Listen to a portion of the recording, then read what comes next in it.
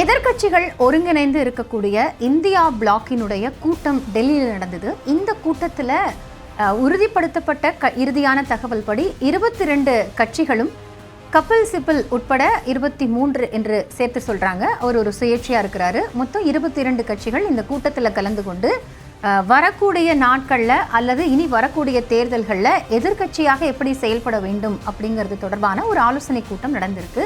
முதன் முறையா திமுக அங்கம் வகிக்காத ஒரு இந்தியா கூட்டணியின் கூட்டம் அப்படின்னு இதை சொல்லலாம். திமுக மட்டும் இல்ல, ஆம் ஆத்மியும் இந்த கூட்டத்தை புறக்கணிச்சிருக்கிறாங்க. அதே போன்று ஜார்க்கண்ட் முக்தி மோர்ச்சா கட்சியும் புறக்கணித்திருக்கிறது. இப்போ இந்த அடிப்படையில் பார்க்கும் பொழுது இனி வரக்கூடிய அந்த தேர்தல்களில் இந்தியா கூட்டணியினுடைய பங்கு எப்படி இருக்க போகிறது அப்படிங்கிற ஒரு கேள்வி எழுந்தது. காரணம் என்னன்னா, நடந்து முடிந்த சட்டமன்ற தேர்தல் அப்படிங்கிறது மேற்கு வங்கத்திற்கும் தமிழ்நாட்டிற்கும் மிகப்பெரிய ஒரு மாற்றத்தை கொடுத்த ஒரு தேர்தலாக பார்க்கப்படுகிறது. மேற்கு வங்கத்தில் திரிணாமுல் காங்கிரஸ் ஒட்டுமொத்தமாக தன்னுடைய செல்வாக்கை இழந்திருக்கு. மம்தா பானர்ஜிக்கு மிகப்பெரிய ஒரு பின்னடைவு ஏற்பட்டிருக்கு அப்படின்னு பார்க்க முடிகிறது. கட்சிக்குள்ள ஏற்பட்ட பிளவு, மம்தாக்கு எதிராக திரண்டிருக்கக்கூடிய திரிணாமுல் காங்கிரஸ் கட்சியினர், அது மட்டும் இல்லை, இப்போ எம்பிக்கள் கூட இனி நாடாளுமன்றத்தில் ஒரு அணியா செயல்படுவது மம்தாவிற்கு எதிராக அப்படிங்கிற ஒரு தீர்மானத்தையும் முன்னெடுத்திருக்கிறார்கள். இப்போ இது படிப்படியாக பார்க்கும் பொழுது நேரடியாக மேற்கு வங்கத்தினுடைய முன்னாள் முதலமைச்சரான மம்தா பானர்ஜிக்கு எழுந்த ஒரு மிகப்பெரிய பின்னடைவாக சொல்லப்படுகிறது. வரக்கூடிய நாட்களில் திரிணாமுல் காங்கிரஸ் கட்சி எப்படி அதை சரி செய்ய போகிறது அப்படிங்கிற எதிர்பார்ப்பு இருந்த நிலையில தான் இந்த கூட்டத்தில் மம்தா பானர்ஜி கலந்து கொண்டிருக்கிறார். இப்போ இந்த அடிப்படையில் அவர் தரப்பிலிருந்து என்ன கருத்துக்கள் முன்வைக்கப்பட்டிருக்கும் அப்படிங்கிற கேள்விகளும் எழுந்திருந்தது.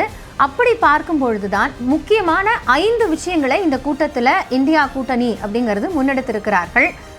காங்கிரசினுடைய தலைவரான மல்லிகார்ஜுன கார்கே, எதிர்க்கட்சி தலைவர் ராகுல் காந்தி, மூத்த தலைவர் சோனியா காந்தி, மம்தா பானர்ஜி, அதே போன்று முக்கியமான பல தலைவர்கள் இதில் பங்கெடுத்திருக்கிறார்கள். இப்போ அவங்க எல்லாருமே அவங்கவுங்க தரப்பிலிருந்து பிஜேபி இருக்கக்கூடிய அந்த அணுகுமுறையையும், பிஜேபி ஆளக்கூடிய மாநிலங்களில் இருக்கக்கூடிய பிரச்சனைகள், பிஜேபி அல்லாத மாநிலங்களில் இருக்கக்கூடிய பிரச்சனைகள், இப்படி நிறைய விஷயங்களை அவங்க விவாதித்திருக்கிறார்கள்.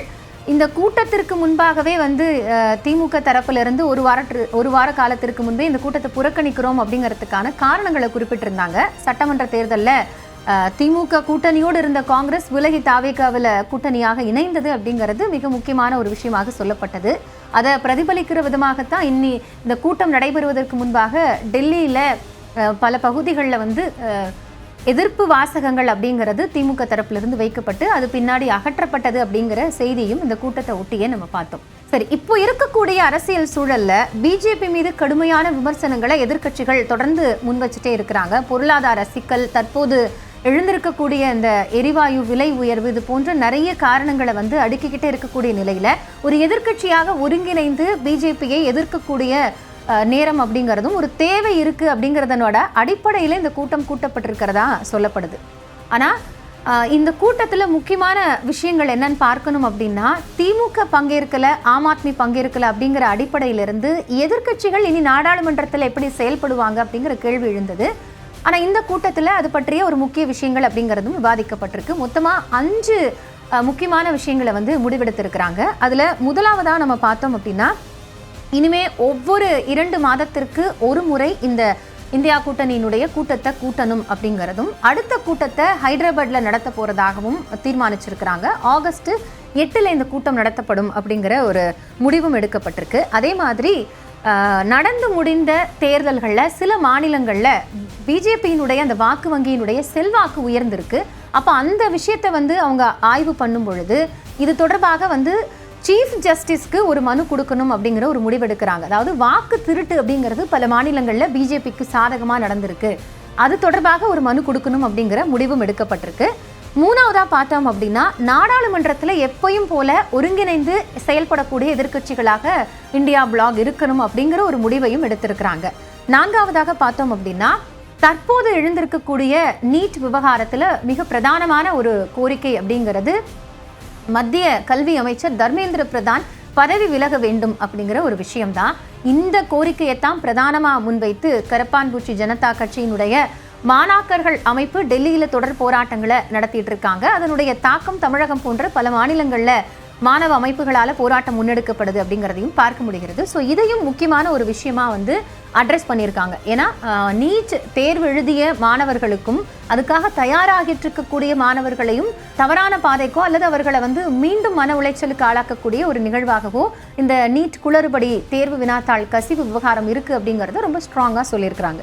ஐந்தாவதாக பார்த்தோம் அப்படின்னா ஒட்டுமொத்தமாக இப்போ மிக முக்கியமான ஒரு விஷயமாக இருக்கிறது என்ன அப்படின்னு பார்த்தோம்னா, எல்லாருமே மத்திய அரசினுடைய செயல்பாட்டிற்கு உடனடியாக எதிர்வினை ஆற்றக்கூடிய ஒரு நேரத்திலையும் ஒரு நெருக்கடியான காலகட்டத்திலையும் இருக்கோங்கிறத உணர்ந்து எதிர்க்கட்சிகள் செயல்பட வேண்டும். அதற்கான ஆக்கப்பூர்வமான விஷயங்களை இந்த கூட்டத்தில் விவாதித்து அது இனிமே வந்து செயல்படுத்தப்படும்ங்கிறதையும் முடிவு பண்ணியிருக்காங்க. ஸோ இந்த 5 ஃபேக்டர்ஸ் அப்படிங்கிறது இந்தியா பிளாகை பொறுத்த வரைக்கும் இனி அடுத்தடுத்து இருக்கக்கூடிய கூட்டங்களில் தொடரக்கூடியதாக இருக்கு அப்படின்னு பார்க்க முடிகிறது.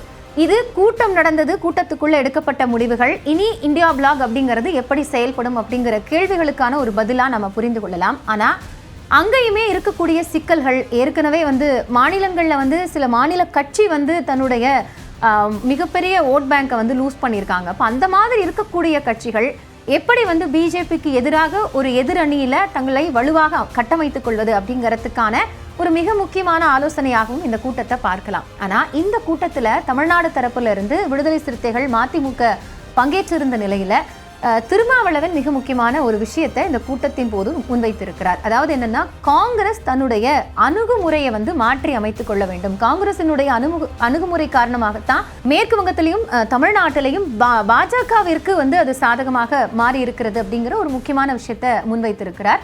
ஸோ எதிர்கட்சிகளோட இந்த ஒருங்கிணைப்புல இந்தியா பிளாகுக்கு மிக முக்கியமான ஒரு கட்சியாக பார்க்கப்படுவது காங்கிரஸ். காங்கிரஸ் வந்து முதன்மை இடத்துல இருக்கக்கூடிய நிலையில காங்கிரஸை ஒட்டி தான் வந்து நிறைய இந்த எதிர்கட்சிகளினுடைய ஒன்றிணைப்பு அப்படிங்கிறது நடந்தது. கரெக்டா 2023ஆம் ஆண்டு அப்போ நாடாளுமன்ற தேர்தலுக்கு முன்பாக தொடங்கப்பட்ட இந்தியா பிளாகினுடைய முதல் கூட்டத்தில் 26 கட்சிகள் பங்கேற்றிருந்தார்கள்.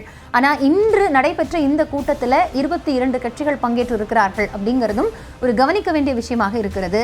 இது ஆரம்பிக்கப்பட்டது அப்படிங்கிறதே ஆளக்கூடிய மத்திய பாஜக அரசினுடைய பல்வேறு சிக்கல்களையும் பொருளாதார ரீதியாக இருக்கக்கூடிய பின்னடைவுகள், ஆளும் அரசு மீது இருக்கக்கூடிய பிரதானமான பிரச்சனைகள், இது எல்லாத்தையுமே ஓரணியில நின்று நாடாளுமன்றத்திலும் சரி மக்கள் மத்தியிலும் எதிரொலிக்க வேண்டும் அப்படிங்கிற அடிப்படையிலிருந்து தான் இது தொடங்கப்பட்டது. அதன் பிறகு நடந்த 2026 சட்டமன்ற தேர்தல் மாற்றம் அப்படிங்கிறது மேற்கு வங்கத்திலையும் தமிழகத்திலையும் மிகப்பெரிய ஒரு சேஞ்சை கொடுத்துருக்கு அப்படின்னு சொல்லலாம். ஸோ அந்த அடிப்படையிலிருந்து தான் வந்து திமுக பங்கேற்காத ஒரு கூட்டத்திலிருந்து என்ன முடிவெடுக்கப்பட்டு இருக்கிறது அப்படிங்கிற எதிர்பார்ப்பு இருந்தது. ஆனால் ஏற்கனவே மக்களினுடைய பிரச்சனைக்காக ஒன்றிணைவதற்கு குரல் கொடுப்பதற்கு திமுக என்னைக்குமே தயாராக இருக்குங்கிற அப்படிங்கிற ஒரு கருத்தையும் குறிப்பிட்டிருந்தாங்க. ஸோ இந்த 5 முக்கியமான ஃபேக்டர்ஸை தாண்டி திருமாவளவன் குறிப்பிட்ட அந்த விஷயத்தையும் காங்கிரஸ் வந்து சுய பரிசோதனை செய்ய போகிறதா அல்லது அப்படி ஒரு தேவை இருக்கிறதா அப்படிங்கிற ஒரு முக்கியமான பார்வையும் எழுந்திருக்கு.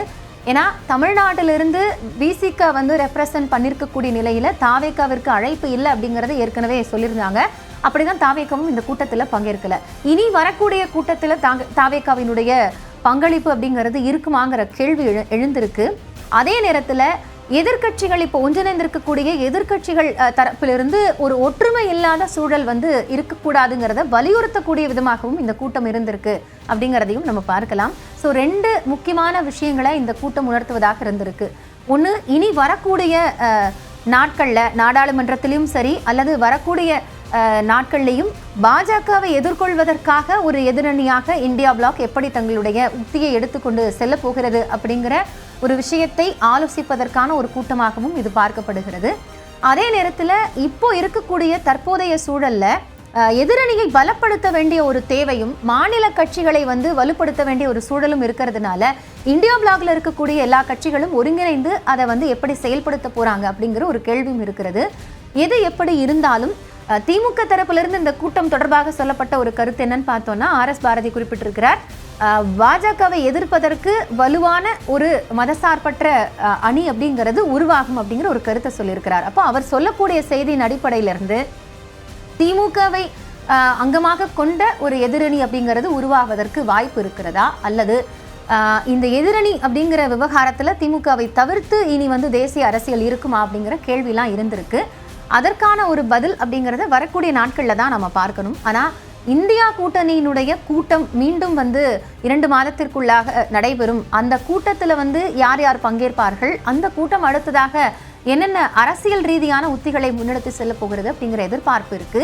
இந்த 5 ஃபேக்டர்ஸை வந்து எப்படி அவங்க இம்ப்ளிமெண்ட் பண்ண போறாங்க, இனி அடுத்து வந்து ஒரு எதிர்க்கட்சி ஒன்றிணைப்பு அப்படிங்கிறதுல என்ன மாதிரியான ஒரு நம்பிக்கையை இந்தியா பிளாக் ஏற்படுத்த போகிறது அப்படிங்கிற எதிர்பார்ப்பும் இந்த கூட்டத்தை ஒட்டியே எழுந்திருக்கு அப்படின்னு சொல்லலாம்.